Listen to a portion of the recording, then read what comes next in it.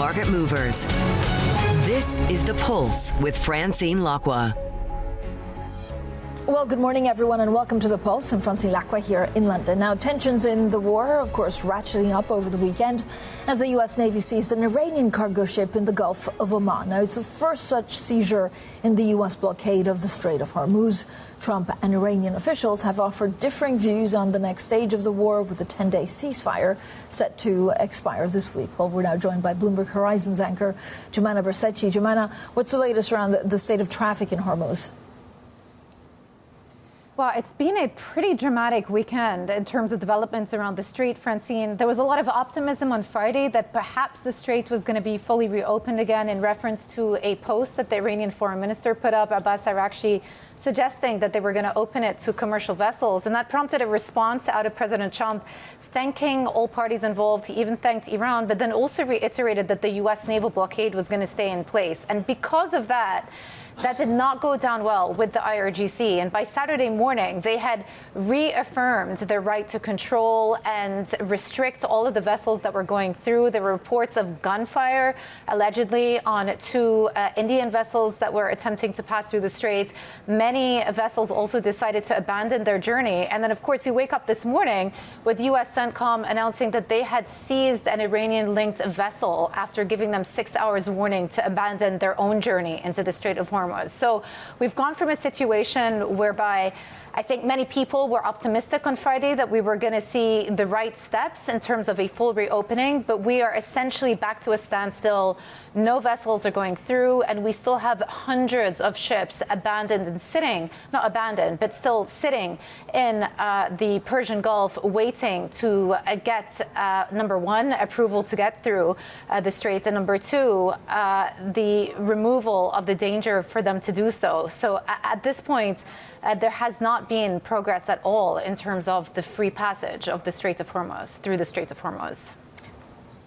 And Jumana, will Iranian and U.S. officials meet in Islamabad? Well, the plan is for the U.S. to send over their delegation to Islamabad as soon as this evening. We found out yesterday that the delegation will once again be led by the Vice President, J.D. Vance, alongside Steve Witkoff and Jared Kushner. They are set to leave the U.S. Monday night to land in Islamabad tomorrow. And indeed, Pakistani mediators have been trying very, very hard to get this next round of negotiations across the line. But the Iranians are not committing. And in fact, just about half an hour ago, we heard from the foreign ministry spokesperson. They said that no final decision has been made vis-a-vis attending those second round of negotiations. They think that the U.S. have not taken it, quote, seriously enough. This is a quote coming through from the foreign ministry. And then also, the IRGC have said that they plan to retaliate somehow to the U.S. seizure of this naval ship earlier in the morning. And so there are a couple of issues that are still at play that could derail or torpedo the progress on these discussions. Number one is the ongoing naval blockade around the Strait of Hormuz. And number two, still a lot of daylight on some of those key issues that we've been talking about, including the fate of that enriched uranium stockpile. Jumana, thanks so much. Jumana Bersachi there from Bloomberg, of course, in the Middle East. Now, the UAE has reportedly begun talks with the U.S. about a financial backstop in case the Iran war plunges the country into further crisis. According to a report in the Wall Street Journal, the UAE Central Bank Governor raised the idea of a currency swap line with Fed and US Treasury officials during meetings in Washington last week. Well, we're now joined by Ziad Daoud, Chief Emerging Markets Economist at Bloomberg Economics. Ziad, thank you for joining us. So first of all, how astonishing is it that the UAE could run out of dollars? I don't think the UAE is going to run out of dollars. First, let's remember that the UAE is an incredibly rich country, multiple sovereign wealth funds that are loaded with foreign assets, and central bank reserves that are close to $300 billion. Second, yes, there has been a war and it has affected the UAE, but oil exports from the UAE have not gone down to zero. They're down probably by about 60%, but with a 50% increase in prices that offsets a lot of the volume losses. And third, only 2 weeks ago, the UAE signed its own currency swap agreement with Bahrain, providing Bahrain with loans. If a country was running out of dollars, I don't think it would have stepped in to help another country. My interpretation of the request from the UAE to the US is that it's not so much a call for help, but a call for confidence. It probably wants to join the list of countries that have a currency swap agreement with the Fed, like the UK, Japan, and Europe. Ziad, again, it was reported that basically the UAE, according to the Wall Street Journal, kind of put an ultimatum, or at least, threatened the US to go to China. I mean, are we talking about how much of, I guess, disadvantage, or how much of a questioning is this of petrodollar? If by petrodollar, I think we mean the sale of oil in currencies other than dollar, then I don't think that threat is completely credible. Let's remember that the UAE has deep links to the US dollar, not to the Chinese yuan. It has a currency pegged to the dollar, which means it has to maintain savings and reserves in dollars, not in currency. And we've talked about the sovereign wealth funds that it has. A lot of their investments are in the US. It's very hard to shift these from dollar assets in the US to another market that is as large and deep as the US. So I don't think a switch away from the petrodollars, as far as the UAE is concerned, is likely. Ziad, thanks so much. As always, Ziad Dawood, Chief Emerging Markets Economist at Bloomberg Economics. Now, for more on the story, we're joined by Dominic Bunning, Head of G10 FX Strategy at Nomura, and Jumana Saleheen, Chief European Economist and Head of the Investment Strategy Group for Europe at Vanguard. So thank you both for joining us. Dominic, let's start with you on this Wall Street Journal reporting. I mean, this was a bit, for me, of a wake-up call this morning, and then Ziad, with all of his nuances, says, look, maybe, it's the situation is not as grave as that report suggests. Yeah, look, I think FX strategists, we have a bit of a reputation. We like to be a bit excitable and say that everything's important. I'm a bit more with Ziad on this one. I think there's an interesting element to it. There's two sides you can take to it. Clearly, the UAE has a lot of reserves, a lot of capital, a lot of investment. So a net asset position is not an issue. The UAE running out of money is not an issue. I think the question is more, if you need to tap into some of those assets, do you really want to draw down on those investments? Or is this just a way of actually almost mutually beneficially not having to, say, sell your US Treasury, sell some of your US assets? You can just borrow the dollars effectively in the near term and access that liquidity. So to me, it's more of a question about maybe some short-term liquidity, and that benefits the US. When you look at what's happened to US yields, pushing up towards the highs, we know the US Treasury doesn't like to see that happening, particularly at the back end of the curve. So, I think there's an element where this could work in both sides' favour to some extent, providing some liquidity, limiting the need to sell US assets. And so, yes, while the headline looks a bit shocking, I think deep down it's something a bit more about convenience. Yeah, I mean, I spent, most of the week last week in Washington, Jumana, and one of the conversations, certainly from State Department, people that wanted to talk under the condition of anonymity, was like, we need to make sure that, that Europe doesn't go to China, that Europe stays with us and firmly aligned in the US. Are some of these conversations happening between closed doors also amongst European nations? Yeah, thank you. Yes, I was also in Washington last week as well, and I think you're right.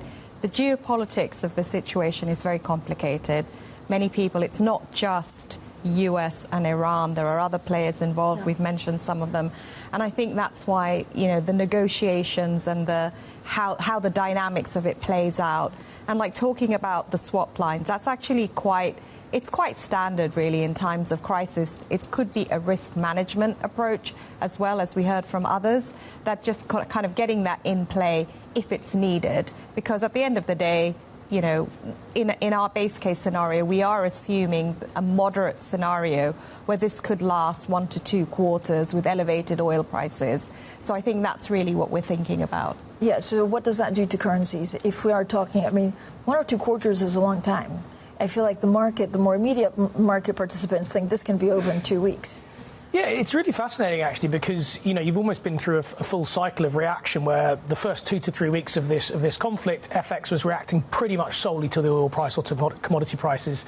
And then the last month, actually, we've started to shift back to what we might think are more traditional drivers in FX, actually. Yeah. What are central banks doing? How are they going to react? And this is one point we've been making to clients quite a lot, is a lot of people have gone back to 2022 and said it's the 2022 redux, exactly, follow the playbook, etc. And that worked for a bit, and I think that's fine. But what people forget, I think, in 2022, if you look at, say, the euro, the ECB started February 24th, 2022, with rates at minus 0.5. 6 months later, they'd raised rates to 0. At the same time, the Fed had raised rate nearly 250 basis points. So, the fact that this time around the ECB is looking like it's more likely to react to inflation pressures, that's more of a positive for the euro. And then beneath all of the surface, and I do think the story in the Wall Street Journal matters to this, there is an underlying sense, and we've seen this for the last year and a half, where there's just a little bit less confidence in the degree to which the dollar will perform. And we've seen that from all of the clients we speak to, basically around the world, in the Middle East, in Asia, across Europe. It's not happening at a rapid rate, but it's fairly consistent, fairly gradual, and that just sort of gradually undermines the degree to which the dollar can outperform. Jumana, at the same time, a lot of people, have been worried, actually have been looking at 2022 from the ECB and said, well, look, they were late to the game then, and there's a worry that they try and readjust and actually act too quickly. Are you expecting a rate hike in April? We're actually not expecting a rate hike in April. In fact, we're still sort of saying that they probably won't do anything this year. And that's really a balanced decision. And, will they act too late? We know that they announced their risk management framework last year, and they take into account exactly, what you were saying, Dominic, that they say, oh, if we don't raise, will we regret it? If we do raise, will we regret it? So that's basically the risk management approach. And they're very, very aware that they were scarred from 2022. But this time is not like 2022. There are many reasons why it's different. Why do you think it's different? I mean, I know it's, last time we had underestimated, on face value, it's the same, right? It's a big energy shock. But were there, I guess, hang-ups from COVID in 2022 that we hadn't quite estimated? There's a few differences. First of all, that was mainly a very much a European shock, right? So gas prices first, oil prices second. This time round, it's kind of different. But this time round, I think the idea is that if there's a will amongst the right people, this can end quite quickly. So it's much more geopolitically motivated. So the whole nature of the war is actually quite different. And I think that's why people, at the end of the day, the US would like to end this as other global leaders would. It's just a question of what's the path to that agreement. Yeah, I just think one other difference as well to bear in mind versus 2022, we had at that point, basically rates were 0 everywhere around the world, right? So you had a very stimulative monetary policy environment and actually quite a stimulative fiscal environment globally as well, and that kind of pent-up demand, all of that coming through at the same time against the backdrop of relatively constrained supply. This time around, there's a lot more diversification across, policy stances just at the outset. When you think about where the Fed is with rates maybe moderately restrictive, the BOE moderately restrictive, whereas the ECB probably more towards neutral, maybe some even would argue slightly accommodative. So you've got all these different central bank positions, different fiscal responses coming as well. The UK can't really do a lot fiscally. Europe has a bit more space maybe.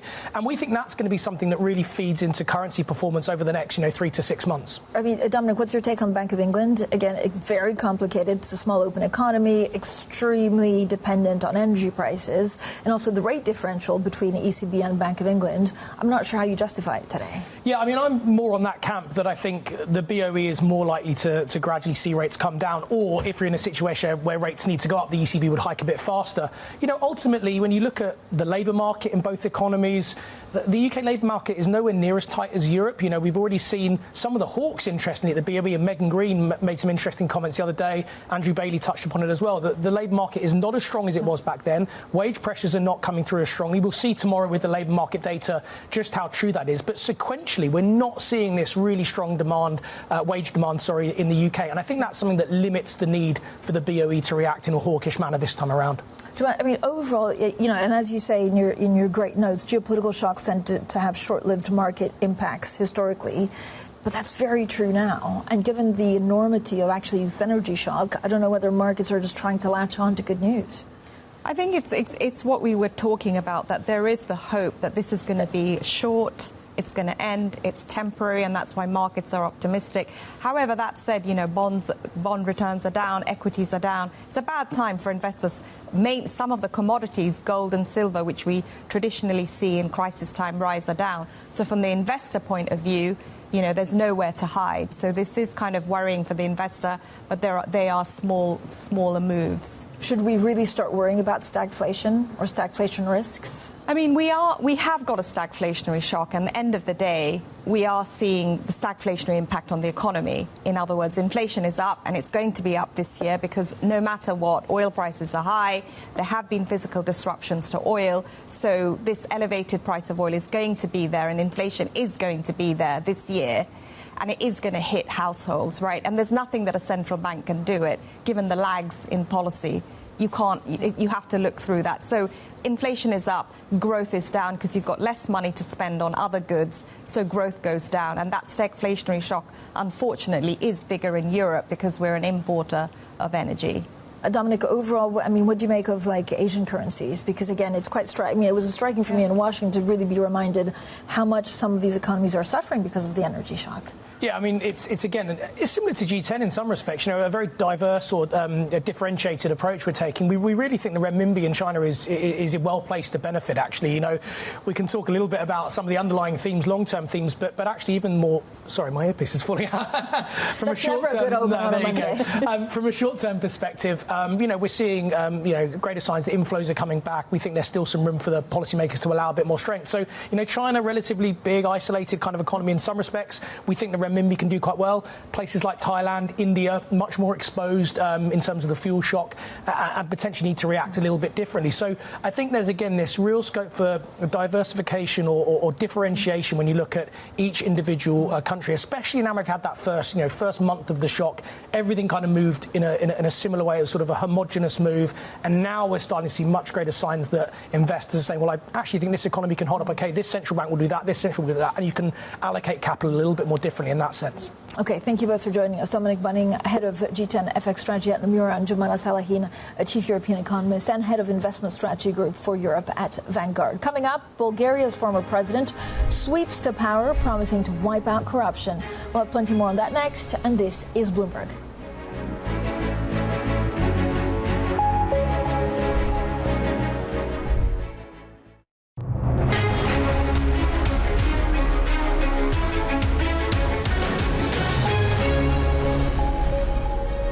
The conversations that matter, the insights you need. This is The Pulse, and I'm Francine Lacqua here in London. Now, a former Bulgarian president who opposes military aid for Ukraine is on track to win the country's general election, while Rumen Radev says he plans to improve relations with Moscow.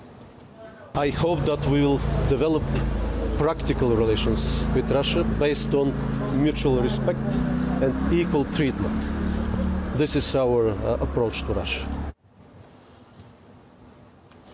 Let's get more from Maria Simeonova, head of the Sofia office at the European Council on Foreign Relations. Maria, thank you so much for joining us.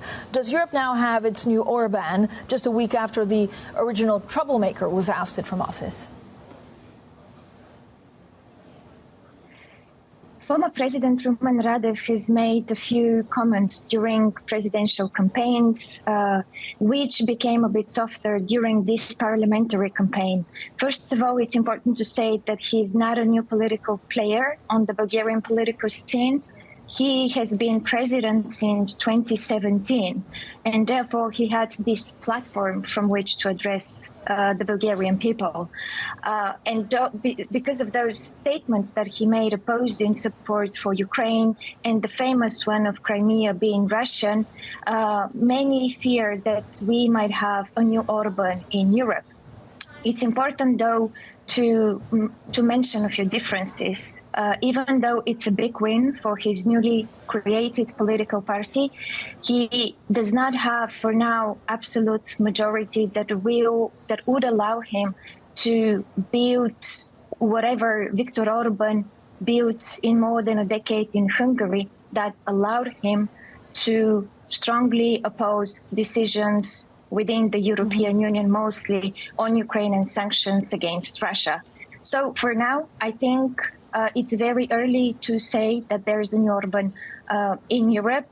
I think he will still keep a modest course. The far right suffered big loss, but it's yet to see what kind of government he will form.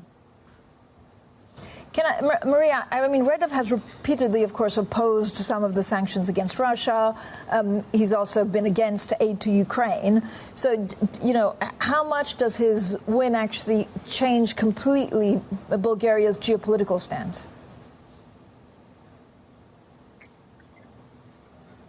I don't think that we are talking about a radical shift from Bulgarian geopolitical stance. The conversation about financial and military aid to Ukraine in Bulgaria has already been difficult. You know, when one has such conversation in not so rich country within the European Union, it's always difficult, like, for example, in Hungary or in Greece. So I think that the former president will depend a lot on the European Union, precisely on the upcoming EU funds in the midst of economic crisis. And Bulgaria recently joined the Eurozone, but we also have high prices because of many other geopolitical factors and what is going on in the Middle East. So I think he will need to work and to cooperate with the European Union, with the European leaders. But also, I think as a former pilot, he's coming from the military, he will have a focus on strengthening defense capabilities, modernizing the army, and for this, he will also need to work with Europe. And so do you think he can form actually a stable government that will last? From what we are seeing right now, he does have a comfortable majority. Such result we haven't seen in more than a decade. It's a big win. Many smaller parties are out of the picture. They didn't pass the threshold. I must say that for the first time, the traditionally pro-Russian Bulgarian Socialist Party, the oldest party in Bulgaria, did not pass the threshold. At least we're talking about still not final results, but these are the expectations. So as of now, 5 parties are going to be part of the parliament. In comparison, we used to have 7, 8 in the past 7 snap elections since 2021. But again, votes are still being counted. But it's a big win. It's a big result. The difference between the first and the second is more than 30%. Maria, when you look at some of the things that Redov was opposed to, one of them is the euro. Does that change anything for the currency?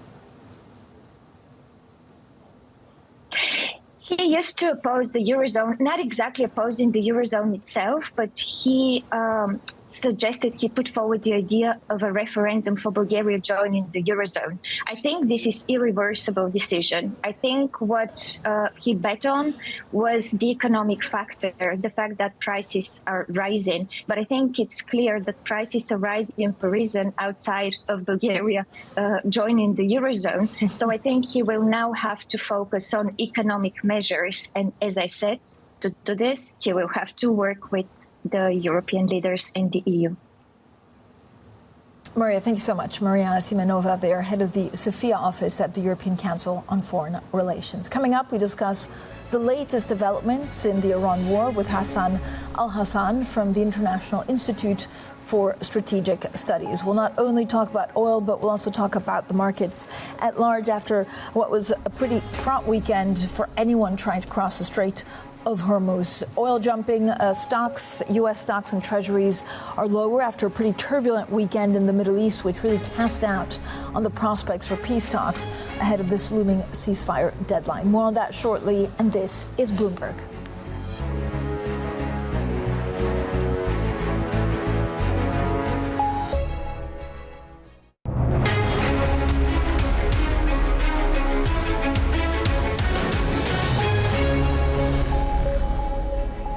Good morning, everyone, and welcome to The Pulse. I'm Francine Lacqua here in London, and these are your top stories. The U.S. seizes an Iranian ship as part of its blockade of the Strait of Hormuz, raising questions over a second round of talks in Pakistan. The UAE is said to seek a possible financial lifeline from the U.S. The Wall Street Journal reports that it may turn to the Chinese yuan if it runs out of dollars. Plus, the UK Prime Minister Keir Starmer set to give his version of events surrounding the appointment of Peter Mandelson a day before the civil servant he sacked over the controversy. Well, Brent has erased Friday's losses after the U.S. Navy seized an Iranian ship in the Gulf of Oman. The continued standoff threatens to deepen the global energy crisis and, of course, undermines President Trump's prediction over the weekend of a quick end to the conflict. Well, for more, we're now joined by Will Kennedy, our EMEA News Director. Will, as always, thank you so much for joining us. Look, I mean, it's open, it's not open. It feels like we're back to being at standstill. 100%. Right now it's completely closed. We had quite a confusing and dramatic weekend. We'd started on Friday evening with the Strait seemingly open after the words from the Iranian Foreign Minister and Trump, and then the Iranians dramatically changed their mind, fired on a ship reportedly, closed all traffic, and then today we've got the seizure of this Iranian ship by the US. So you've got both sides enforcing effective blockades on Hormuz, and right now there's almost no traffic at all going through the Strait. I mean, this one of my favorite functions on the Bloomberg terminal is getting map vessels go. So you have, you can see there's just no traffic there. How are energy markets responding? And I mean, traders, I guess, are just watching for the Strait to reopen or not. They are. We saw oil come down sharply on Friday. We've seen it come back up today, but we're not quite at where we were before Iran announced the opening of the Strait. And I think that tells you why this is the key thing for oil traders and oil markets globally. Of course, the fact that we haven't seen a bigger increase today suggests that the expectation is still that we get some kind of resolution here. The thing we're looking at today is whether these talks in Islamabad, a second round of talks between Iran and the US, happen tomorrow. Trump has said he's ready to send Witkoff and perhaps Vance.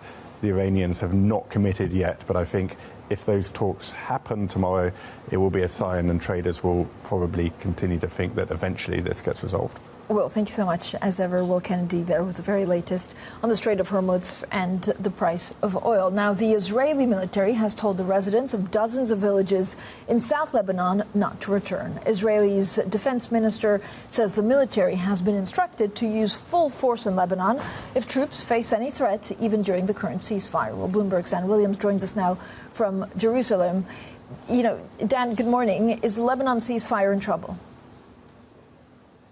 The Lebanon ceasefire appears to be holding. It's worth noting here that according to the small print of the ceasefire, specifically Clause 3, this was published by the U.S. State Department after Washington brokered that deal between Lebanon and Israel last week. Clause 3 stipulates that the Israelis can resort to military force in the event of a perceived threat from Hezbollah. So clearly, the Israelis are invoking that. The question is to what extent it might apply to the longer-term expressed desire of the Israelis to create a buffer zone just across their border on Lebanese soil, basically a scorched earth policy that would entail the destruction of frontline villages, homes there that they say have been used to conceal in the past Hezbollah gunmen, Hezbollah ambush positions, and the like, for a hoped for on the part of Hezbollah or a planned October 7th style attack. The quote that you cited there is basically the Israeli defense minister reiterating that the Israelis believe their conduct is allowed by the ceasefire agreement, is tolerated by the ceasefire agreement. In the absence of anything opposing that from the Lebanese government, from the U.S. government, it would continue. It's worth noting, however, that the security zone, as it calls it, being created by Israel in occupied territory in southern Lebanon is reversible, according to Israel, in the event of peace, in the event of an end to the Hezbollah threat.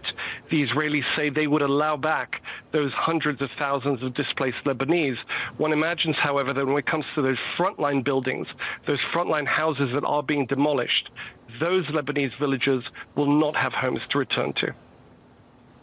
What are the Israelis saying about the wider ceasefire and U.S. peace talks with Iran?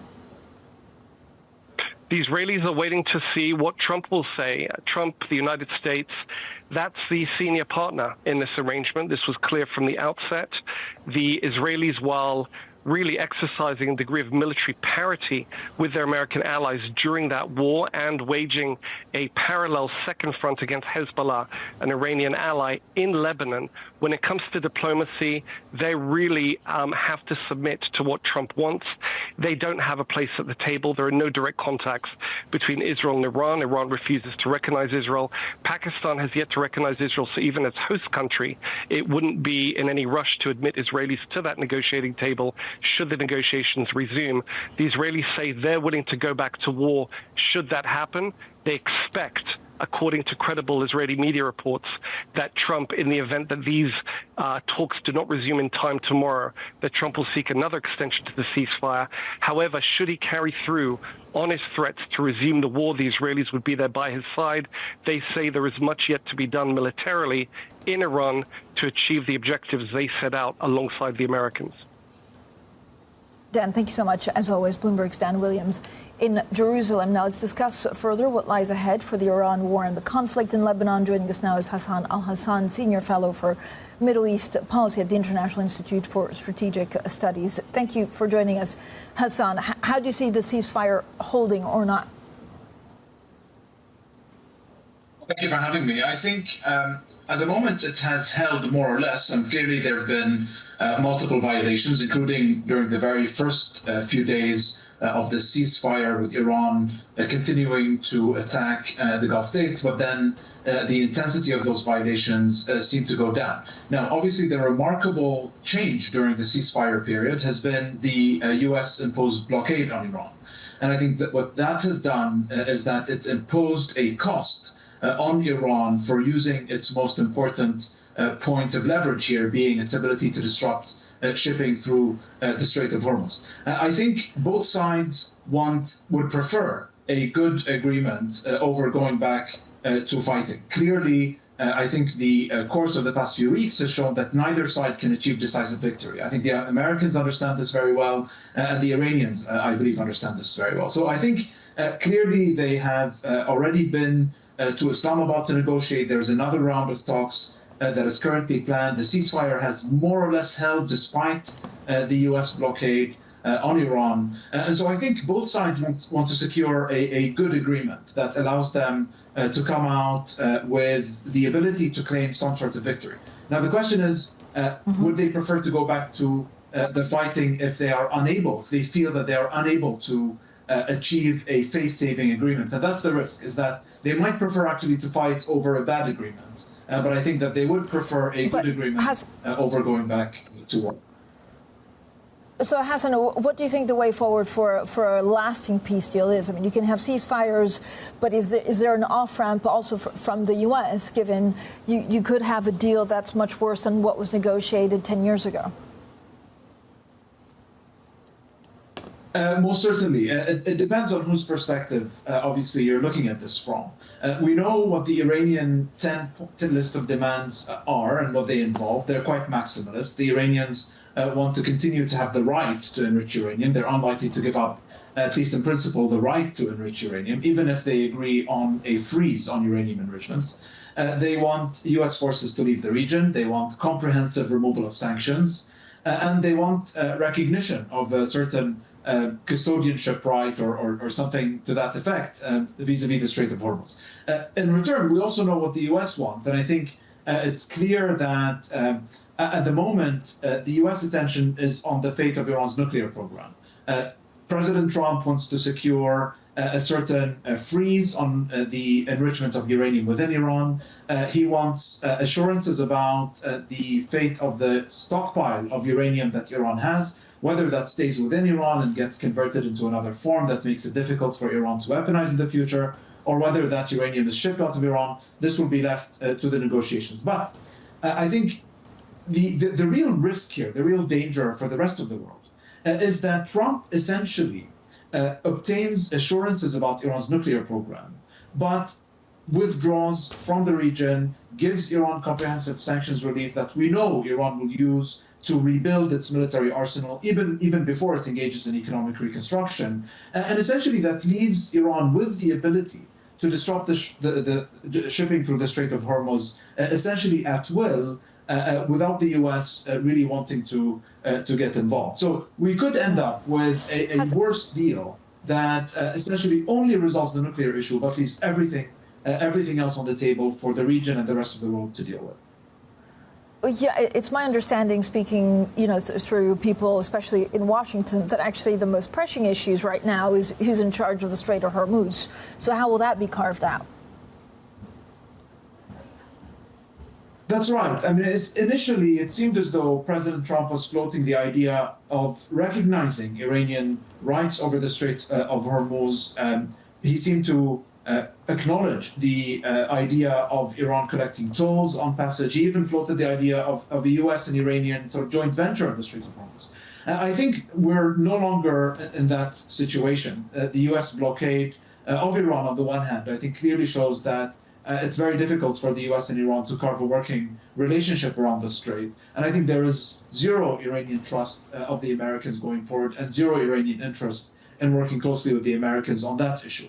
Now, I think for President Trump to be able to credibly claim that he has secured victory at the end of this negotiation, and I think this is an important dimension for him, he wants to look good, I think he would not be able to do so with credibility without having achieved a real opening of the Strait of Hormuz that essentially involves restoring freedom of navigation, Iran no longer engaging in any disruptive activity, and essentially clearly stating that the strait is open. Now, this doesn't solve the long-term problem. The long-term problem is that Iran, essentially, we could have a temporary resolution. The US could lighten its military footprint. It could essentially withdraw from the region. We could have a period of calm. But Iran has already demonstrated that it can close and disrupt the Strait of Hormuz at short notice with minimal effort. And this is a point of leverage that Iran is likely to continue holding on for the foreseeable future. Hasan, very quickly, with the little time that we have left, what is Iran's endgame? So I know this is about regime survival, but are they also trying to play to time as they have the midterm elections in 7 months in the U.S. that could also change the power of Congress? So regime survival is the immediate and most pressing objective. Iran has shown that it can withstand a war against two of the most powerful militaries in the world, the U.S. and Israel. It has shown that it can close the Strait of Hormuz. It has shown that it can attack its neighbors, essentially with relative impunity. I think the end game for Iran here is that it needs to make the most out of this moment. It has the global economy, global energy security in a stranglehold. And what it wants to do is extract as many concessions from the US as it possibly can, so long as it has this leverage, so long as it has the US's attention, and essentially achieve some of its long-term and long-lasting objectives. The removal of US forces from the region, this is a massive long-term Iranian strategic objective. Obtaining long-lasting sanctions relief so that it can continue to have the financial and economic means to rebuild its military and rebuild its economy. And I think these are the lasting strategic objectives that Iran will try to get out of this moment and through the negotiations with President Trump, probably in exchange for some concessions and assurances around the nuclear program. Hasan, thank you so much. Hasan Alhasan, Senior Fellow for Middle East Policy at the International Institute for Strategic Studies. Coming up, the UK Prime Minister Keir Starmer prepares for a parliamentary showdown over the security vetting of former ambassador to the US, Peter Mandelson. We'll have the full details next, and this is Bloomberg.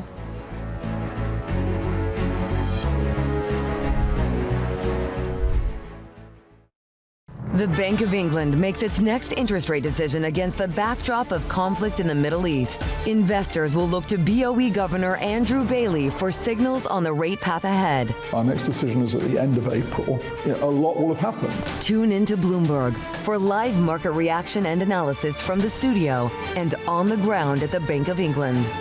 It all starts April 30th at noon on Bloomberg. Context changes everything.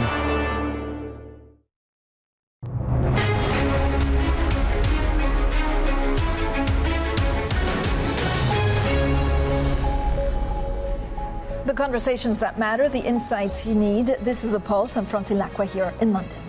Now, the UK Prime Minister is preparing for a showdown with the senior official he sacked over the appointment of Peter Mandelson as ambassador to the US. Keir Starmer will make a statement to Parliament today to address allegations about Mandelson's security vetting. Well, with us now is Jill Rutter, senior fellow at the Institute for Government and a former civil servant. Jill, thank you so much for joining us. I mean, this feels like a nightmare for Keir Starmer. I mean, what did he know? I mean, I don't even know actually how he what this shows.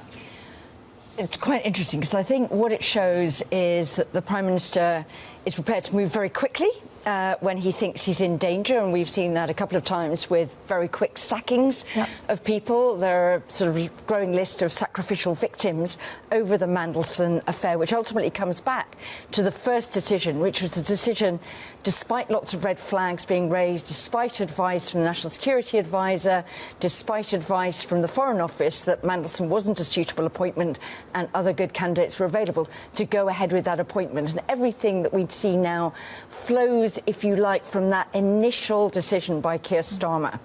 Is the problem that Keir Starmer, I mean, do you think that actually Keir Starmer would go against, you know, his own people and saying, like, this is not the ambassador you need? Or is it that he doesn't have a handle on his administration, on the people around him, and that he didn't even know about it? Well, if we look at the timings, the Prime Minister had already announced Peter Mandelson's appointment in December, before Olly Robbins even was in post as Permanent Secretary at FCDO. But they'd done one set of due diligence, which had raised a number of red flags, and the Prime Minister clearly thought, that's OK, I can live with those red flags. There was then the much more formal, deeper vetting process. And we'll find out much more when we see what Olly Robbins says to the Foreign Affairs Committee tomorrow, when he gives evidence, assuming that still happens, about why he thought it was OK to proceed with the appointment with appropriate mitigations in place. But I think what Olly Robbins will have thought he's doing is what the Prime Minister wanted, that the Prime Minister very clearly, despite lots and lots of red flags sprouting all over the place about Mandelson's appointment, wanted him, had decided that was a risk worth taking. Olly Robbins gets, something saying there are these problems. He puts in place what he then judges himself on his own authority are adequate mitigations, and then says on that basis we can clear Peter Mandelson, who's already in Washington doing the job. So it's a really difficult situation. And then there's the second question of why was the Prime Minister not alerted to this by Robbins or the Cabinet Secretary when he's answering questions after Mandelson's been sacked, when he's asking questions where he says due process was followed. But is this common practice, that you don't inform the Prime Minister of something so grave? It's a very odd case anyway, because if it was just an official who failed the vetting process, the sequencing is very odd. The fact that it's a political appointment is very odd. The fact you're appointing somebody with so many red flags, because it's falling in a sort of grey zone between being an official appointment and a political appointment. I think if anything's a mistake, it's a mistake that it was treated too much like an official appointment and not enough like a political appointment. How weakened is Keir Starmer by this? Are we going to see a landslide in in some of the by-elections in a couple of weeks? And is it time for him to go? I think we're always going to see really bad election results on May 7th. Whether this makes this much worse, we don't know. It was always going to be a question of whether Keir Starmer's leadership would come under question after that.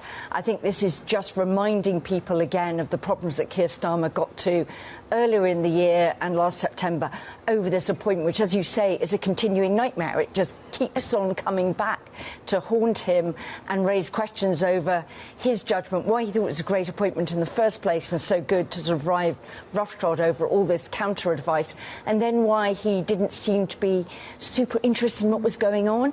And there's the civil service. Remember that just after, just before Olly Robbins became Permanent Secretary there, Keir Starmer made this speech saying basically the civil service gets in the way of things, they're blocking everything. I think this is possibly Olly Robbins showing he was a bit of a can-do civil servant. Prime Minister wants this appointment. I've got it for him, despite, what could have been problems. Could the civil service have stood up and said, sorry, Prime Minister, you've announced this appointment, but actually we're telling you now it can't go ahead?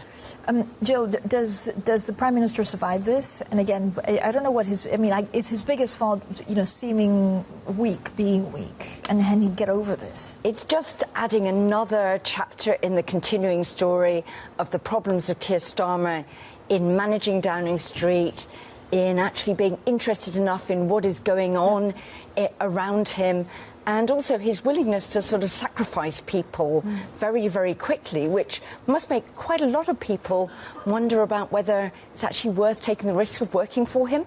Jill, thank you so much. You've said it perfectly. Jill Rutter, Senior Fellow at the Institute for Government. Now, today's Bloomberg Big Take explores the phenomenon of the so-called gazumping by hedge funds, not for clients, but for traders. As a fight for talent has reached new extremes, who's footing the bill? Well, for more, we're joined by Bloomberg's managing editor for EMEA Finance, Tom Metcalf. Tom, great to see you. So why is this happening, and who are the winners and losers? Yeah, I mean, it's basically an indication of just how much sort of competition there is for the really top traders here we're talking about, and just how hot that space is. So you think of the multi-strats, that's really where this is happening. And it's just an extraordinary job market out there, right? You know, these people are going on gardening leave, sometimes for, you know, years we're talking.